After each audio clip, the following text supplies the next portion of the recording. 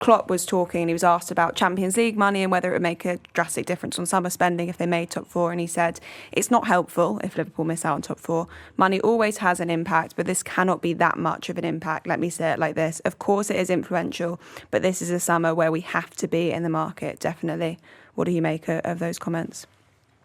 I was pleasantly shocked, I think, because I thought it was as forthright as I've ever heard him. I mean, he's clever with his use of language, I think, Klopp, especially considering it's not his first language. He will always steer away from ever admitting that Liverpool need reinforcement, because by implication you are damning those who are already there, and that's his whole modus operandi, is the solidarity with those who are here, and he wants to, they're all in it together. That's how he manages, that's how he leads, how he builds their belief. And I've never heard him deviate from that approach. But this was a deviation. Okay, he doubled back on himself a little bit. He goes, but hey, we can't do anything about it now, and we're all in this together. We can still have a good season, blah, blah, blah. But he couldn't hide his own words, and he can't hide the obvious truth, and nor should he try to, which is this Liverpool team squad needs substantial strengthening.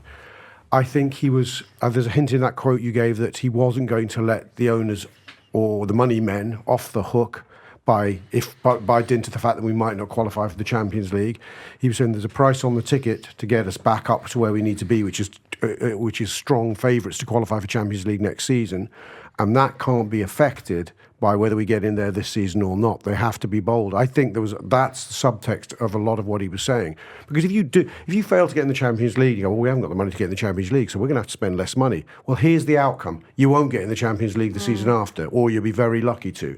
You're not likely to get in the Champions League by reacting to not getting into it by spending less. It's just, sorry, Harriet. No, I was going to say also not qualifying for the last few seasons hasn't had a drastic impact on who we have brought in. It's not like we've qualified and they've brought in loads of players. Like seasons after we've won stuff, they've just brought in one player in the summer. So it's not like that's going to have a drastic difference anyway. Quite. And with our rivals who were desperate to get back in the Champions League, some of them doing better at it than others, they have spent Champions League getting back into money. So we have to do that.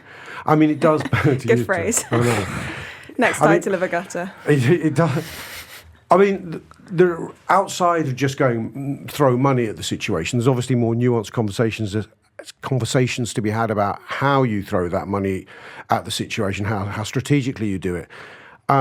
On the one hand, I think we all want to see Liverpool spend big, but I think on the other hand, we'd like to see Liverpool spend a bit cuter as well. Sure, we'd all like a Jude Bellingham, but if Liverpool are going to go down the route of going, we only want someone who's a sure thing, or we're not going to buy and we'll only buy one player this summer, then we're not having that, thank you.